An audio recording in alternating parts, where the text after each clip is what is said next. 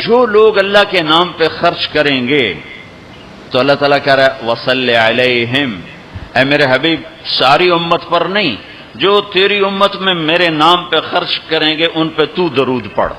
اگرچہ یہاں صلی دعا کے معنی میں ہے کہ تو ان کے لیے دعا کر، آپ ان کے لیے دعا فرمائیں۔ تو مال خرچ کرنے والوں کے لیے اللہ اپنے حبیب سے فرما رہے ہیں کہ ان کے لیے آپ دعا کریں۔ صلی علیہم ان صلاتک سکن لہم، آپ کی جو دعا ہوگی اور آپ کی جو صلات ہوگی، جو آپ کا درود ہوگا، دنیا اور آخرت کے سارے مسائل ان کے حل کر کے لے جائے گا، ان کی دنیا بھی سکھی کر دے گا، ان کی آخرت بھی سکھی کر دے گا۔ تو اللہ تعالیٰ نے زکوٰۃ فرض کی اور بہت تھوڑی فرض کی۔ پہلی امتوں پر تھی 100 میں 10 روپے اور ہماری ہے 100 پہ 2.5 روپے، اور اتنا فضل فرمایا کہ پورا سال پیسہ پڑا رہے، پھر کہا اس میں سے 2.5 روپے دے دو، 2,500 دے دو، اگر استعمال ہو جائے تو کوئی سال سے ایک دن پہلے اگر وہ مال خرچ ہو گیا ہے تو زکوٰۃ ختم ہو گئی۔ اور 82 دفعہ قرآن میں مال خرچ کرنے کا حکم آیا، 82 دفعہ، اور اللہ تعالیٰ نے ترغیب دی ہے کہ مالدار فقیروں پہ خرچ کرے۔ پھر اللہ تعالیٰ نے فقیروں کو ترغیب دیا کہ تم بھی جتنی وسعت ہو خرچ کیا کرو۔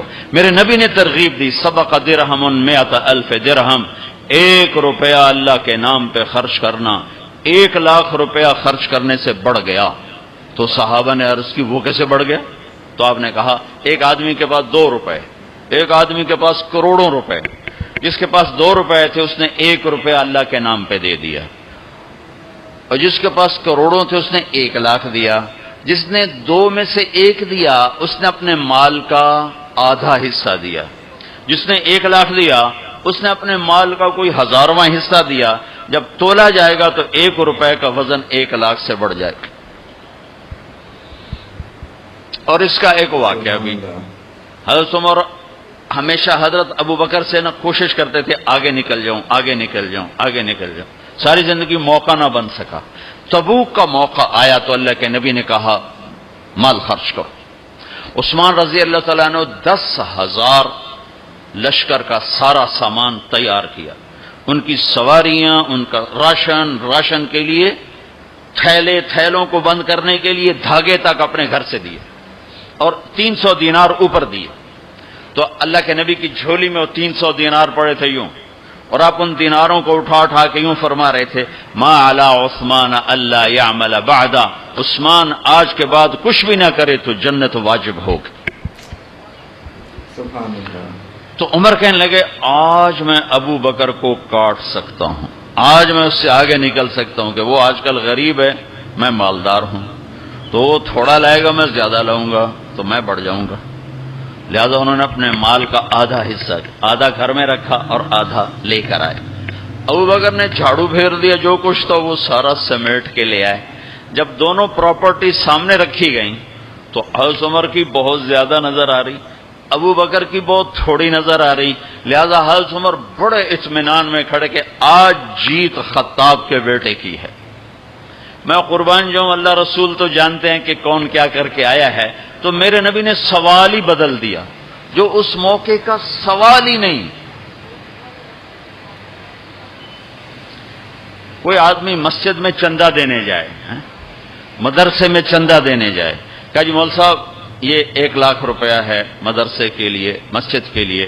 آگے مولوی صاحب کہیں پیچھے کتنے پڑے ہوئے ہیں، تو کہے گا اے بھی واپس کرو، میں تو تھوڑی نیت ہے جو کوئی چکر لگتا ہے کہ تسی ٹھیکیدار ہو، مگر علی شاید ابھی پیچھے کتنے پے ہیں۔ یہ موقع کا سوال ہے ہی نہیں۔ مولوی صاحب کو چاہیے جی جزاک اللہ، یہ لیجئے رسید، بسم اللہ، پھر بھی موقع آئے تو دیتے رہیں۔ تو میرے نبی نے پوچھنا یہ تھا ابو بکر کتنا لائے ہو، عمر کتنا لائے ہو، اور یہی اس موقع کا سوال ہے۔ لیکن اللہ رسول جانتے ہیں کہ کس کے مال میں وزن زیادہ ہے، تو میرے نبی نے سوال بدل دیا، فرمایا عمر ما خلفت، واہ واہ عمر پیچھے کیا چھوڑ کے آئے ہو۔ تو حضرت عمر تو وہیں دھڑم ہو گئے گا، وہ میں گیا۔ سوال سے ہی وہ پتہ چل گا بات میری کلی اڑ گئی وکٹ. عمر ما خلفت یا ما ترکت لأہلک، یہ دونوں الفاظ ہیں. پیچھے گھر والوں کے لیے کیا چھوڑا؟ تو پہلے حضرت عمر بڑے جوش میں کھڑے تھے، پھر ایک دم ڈھیلے ہو گئے. کہنے بعد جی آدھا چھوڑا ہے آدھا لایا ہوں. پھر آپ نے کہا ابا بکر ما خلفت یا ما ترکت لأہلک، ابو بکر تو پیچھے چھوڑ کے کیا آیا، بچوں کے لیے کیا چھوڑ کے آیا؟ تو انہوں نے کہا ترکت اللہ ورسول، میں تو اللہ اس کے رسول کو چھوڑ کے آیا ہوں، باقی سب کچھ لے آیا. تو اس پر عمر کہنے لگے ابو بکر میں نہیں تجھ سے آگے بڑھ سکتا، کوئی بھی تجھ سے آگے نہیں بڑھ سکتا. اور اگلی سنو،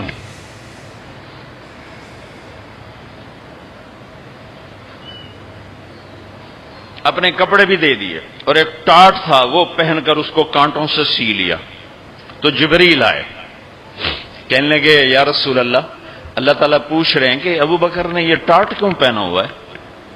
تو آپ نے کہا کہ ابو بکر نے سارا کچھ اللہ اس کے رسول پہ لگا دیا ہے اس لیے یہ پہنا ہوا ہے. تو کہا یا رسول اللہ، اللہ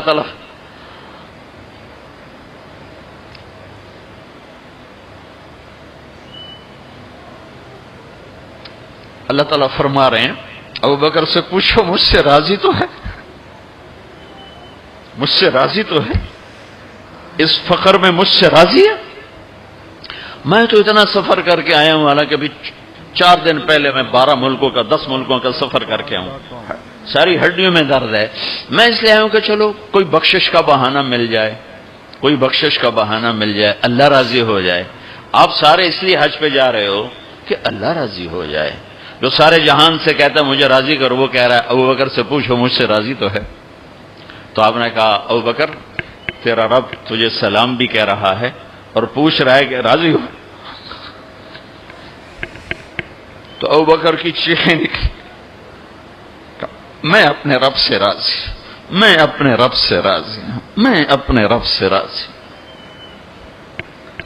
میرے بھائیوں بہنوں، زندگی ایسے گزار کے مرو کہ اللہ کو ملے تو اللہ خوش ہو کے مل رہا، ایسے نہ مرو کہ اللہ کی بارگاہ میں پیش کیے جا رہے ہوں مجرم بن کر، قیدی بن کر.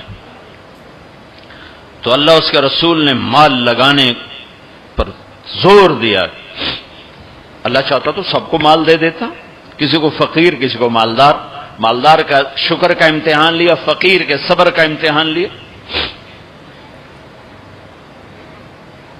کہ اللہ فقیر کا صبر دیکھے گا، مالدار کا شکر دیکھے گا. اور جب مالدار لوگ زکوٰۃ نہیں دیتے تو پھر عزتیں نیلام ہوتی ہیں. جب سب کچھ اپنے اوپر لگانے کا ذوق بن جاتا ہے اور اپنے ہی بڑے بڑے زیور، کپڑے، گھر، گاڑیاں. یہ بھی لاہور کا واقعہ ہے. بیگم صاحب ڈرائیور کے ساتھ گئی ہیں اور واپسی پہ کہہ رہی ہیں اسلم ڈرائیور آج میری بڑی اچھی قسمت، وہ ساڑی میں نے لی تو میں سمجھ رہی تھی 1 لاکھ کی ہے، وہ تو مجھے 75,000 میں مل گئی، بڑی سستی مل گئی. خوش ہو کے ڈرائیور کو بتا رہی. تیسرے دن ڈرائیور کے بیٹے کا بازو ٹوٹ گیا. وہ آ کر کہتا ہے صاحب جی میری تنخواہ میں تو اس کا علاج ہو نہیں سکتا، تو مہربانی کر کے کچھ میری مدد کر دیں، اس کا علاج ہو جائے. تو صاحب کہتے ہیں اسلم تمہیں پتہ تو آج کل کاروبار بڑا مندہ ہے، تو میرے پاس تو گنجائش نہیں، میرا ایک ڈاکٹر دوست ہے میں اسے فون کر دیتا ہوں، وہ تمہاری مدد کر دے گا. جب اس طرح ہوتا ہے تو پھر ڈاکے، چوریاں، قتل و غارت شروع ہوتے ہیں. جب اس طرح ہوتا ہے تو مالداروں میں تکبر پیدا ہوتا ہے اور غریبوں میں ظلم پیدا ہوتا ہے.